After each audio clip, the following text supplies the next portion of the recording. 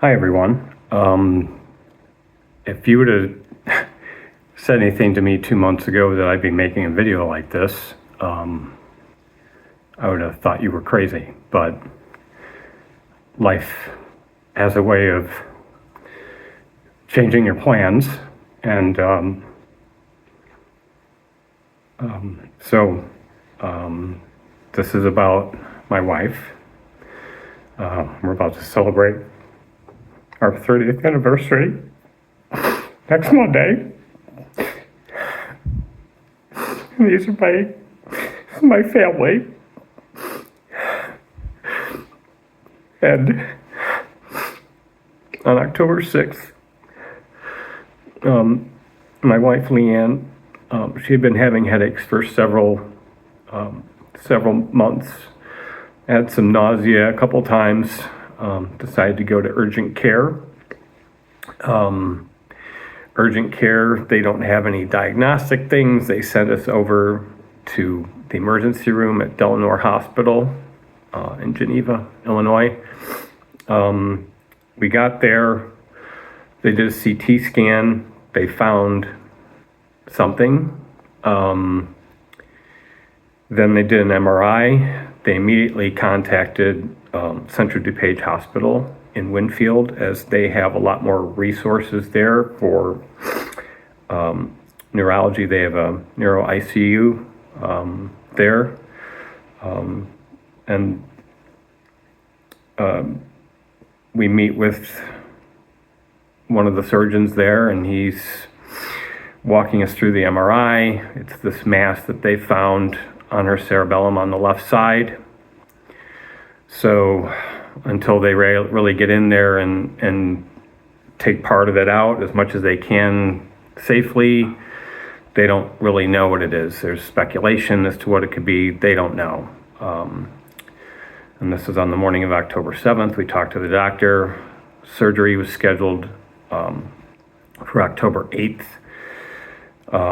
Dr. Tribula did the surgery.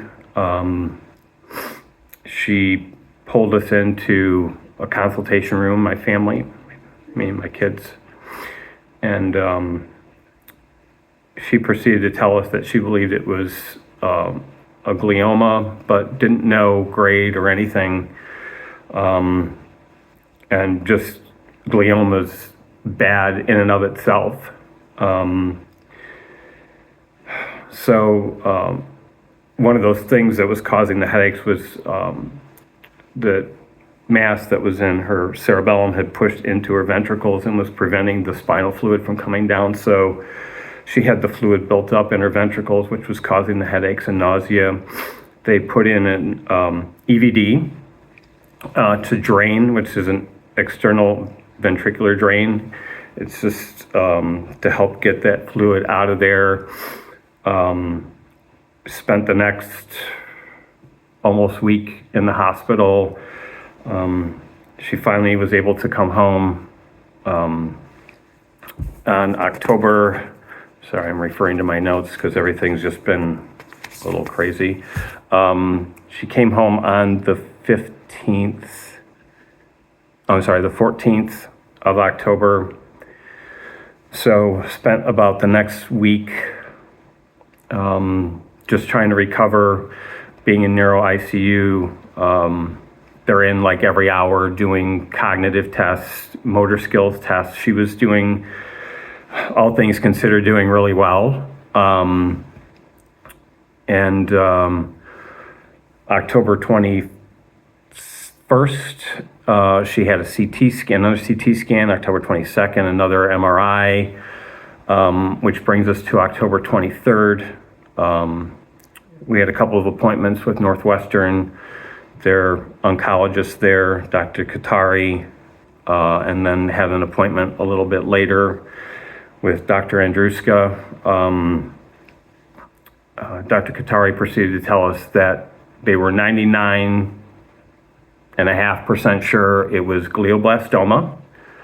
And when people are talking to you like that, you become like it's out of body. It's like these conversations aren't really happening because it's like you just kind of disassociate. But I knew I had to do something different. So in between this appointment with Dr. Katari and Dr. Andruska, I went out to my car and called Mayo Clinic. They got me an appointment for a second opinion on literally Monday morning, and this was a Thursday afternoon. I called them. Unbelievable. Unbelievable. So we had the meeting with Dr. Andruska. He's kind of going through what's called a Stoop protocol, which is basically, for a lot of brain tumors, especially gliomas, glioblastomas, it's safe resection, 6 weeks of chemo and radiation, and then you get a month off, and then it's 5 days a week of chemotherapy for up to 6 months, I guess. So that was Thursday afternoon. Friday afternoon, to keep that appointment at Mayo, I had to get all of her records sent from Northwestern to Mayo, and they have a portal that they do this over. All the records and everything went fine. The imaging was a completely different story. The imaging, you had to go to their site, make a request, then they send you a link. The link's like, oh yeah, you can request records, but no imaging. So it's like, it was this whole crazy day. Ended up making 14 phone calls on Friday to keep this appointment that was for Monday at Mayo. Finally, I called CDH and explained to the person who answered the phone that I don't want to get thrown into another phone tree and get another link sent that doesn't work. I need to talk to a person. And she sent me to Maureen at CDH, and she really came through, got the imaging up to Mayo. So we had our appointment on Monday with Dr. Neth. It was my wife, myself, and my son Ryan had come. And that appointment was really a changing moment for us, because he spent like an hour and 20 minutes with us. He wrote down everything that we said. He was talking about not only the treatment, but, kind of the things further, maybe down the road, clinical trials, all this stuff. I mean, if you've never had any conversations about cancer, you thank God you're sheltered from it, because you just don't even know. I've spent so much time going down rabbit holes, looking at things. So had the conversation with Dr. Neth. He's like, you'll probably be fine at Northwestern.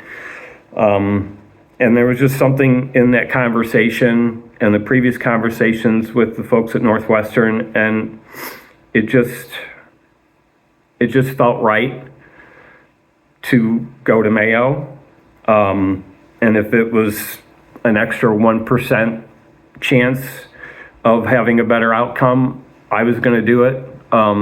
No matter what the logistics were. It's a 5-hour drive from where I'm at to Rochester, and Northwestern's treatment was 20 minutes away. So that's kind of the difference there. And also, sorry, I forgot to mention, so we had that appointment with Dr. Neth on the 27th. We talked it over, decided that we wanted to be treated at Mayo. Called Mayo, let them know that. They immediately set up an appointment with their radio oncologist, Dr. Lehrer. They had talked about Leanne's case as a team. They have all these amazing doctors and researchers and everything there. And they believe they could get a lot more of the mass out. And they said it's a significant amount. That was never offered to us by Northwestern. They just wanted to start the radiation and chemo. So that was the 29th that we saw Dr. Lair. It was a nice little day trip up to Rochester, 5 hours there, appointment, 5 hours back home. They set up a tele-appointment with Dr. Ian Parney, a neurosurgeon up at Mayo.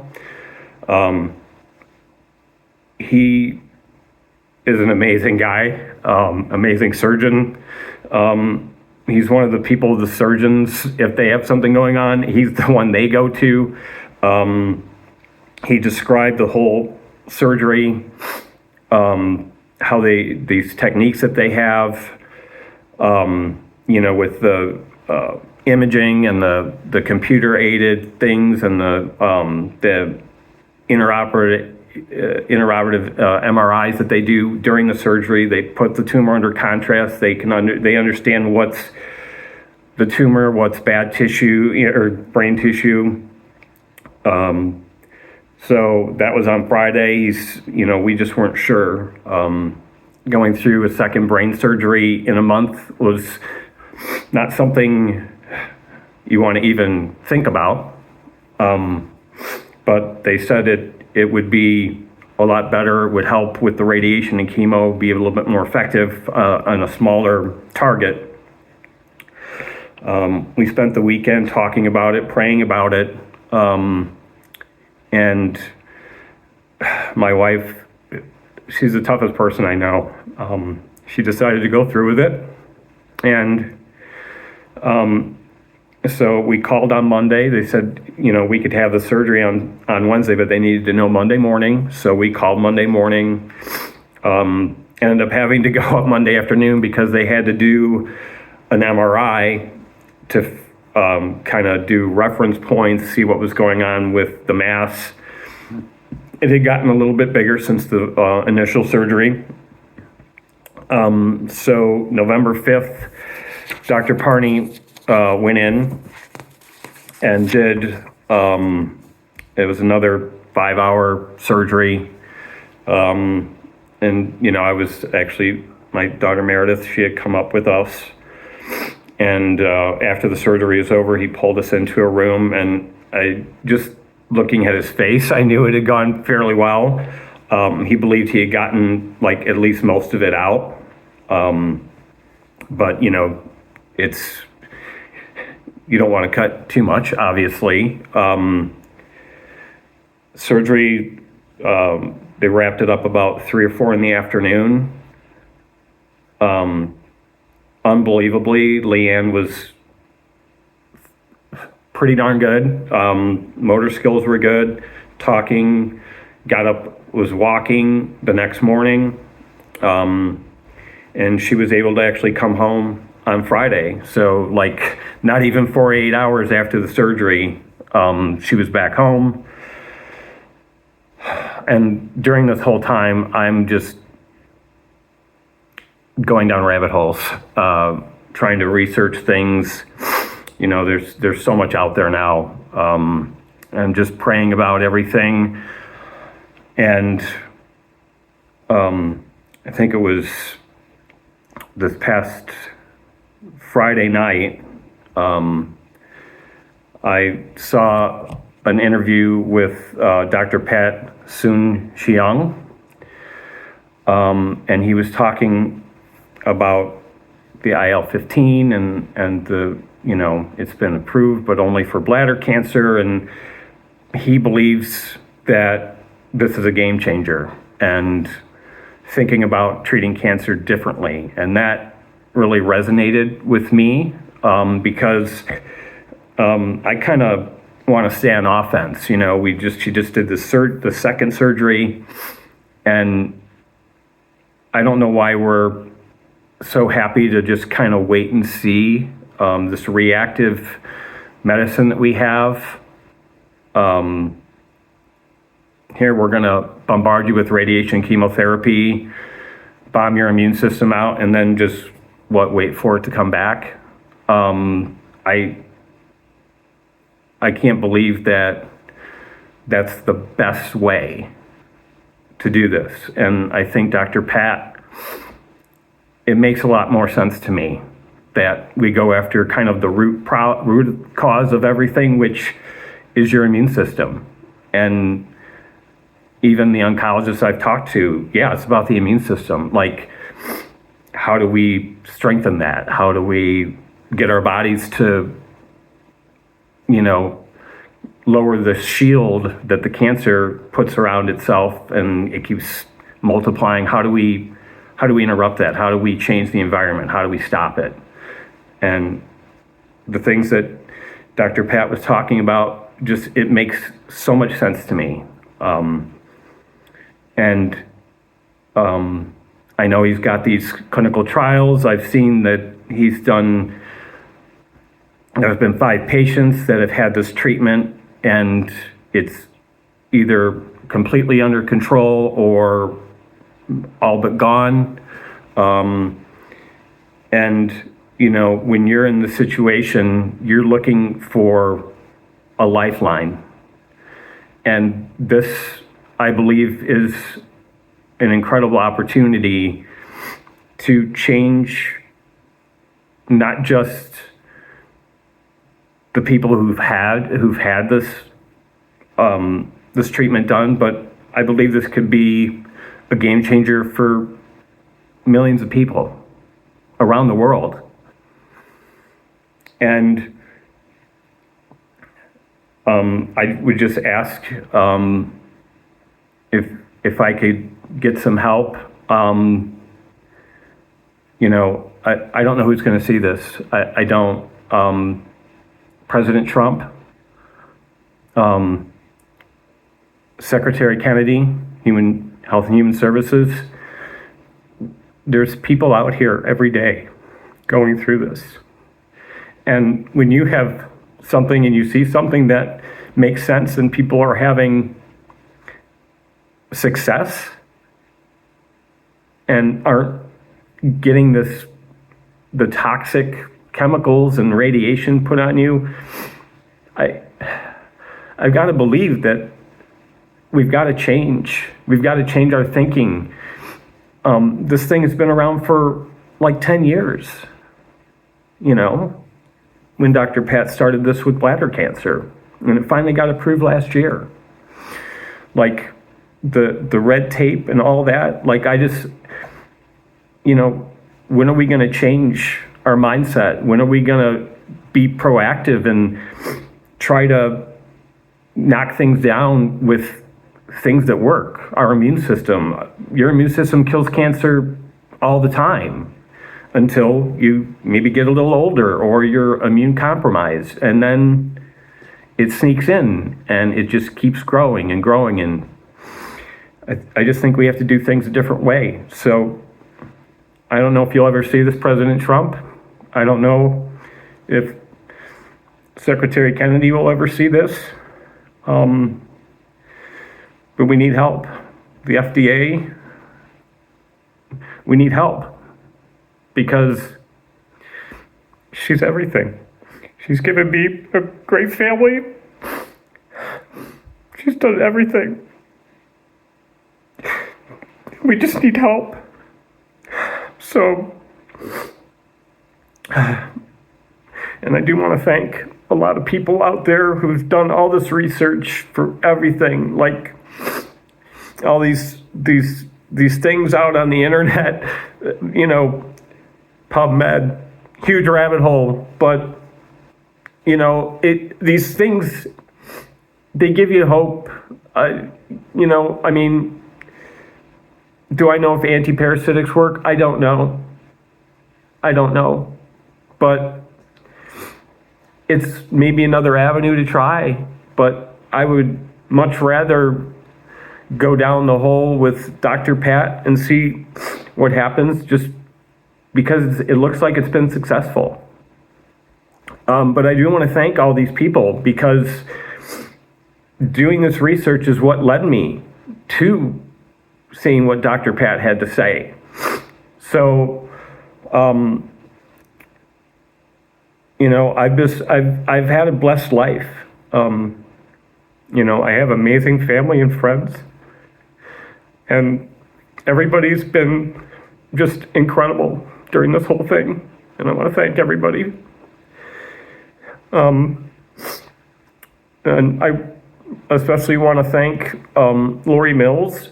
You know, it was her story that kind of really solidified this path for me. Just again, praying every day that I would be led to something that gives you even more hope. And this does that, but we need to try it and see what happens instead of just waiting for the cancer to return and knocking it out with all these chemicals and radiation. So that's kind of my story, our story, my wife's story. Please, we just need help. Thank you.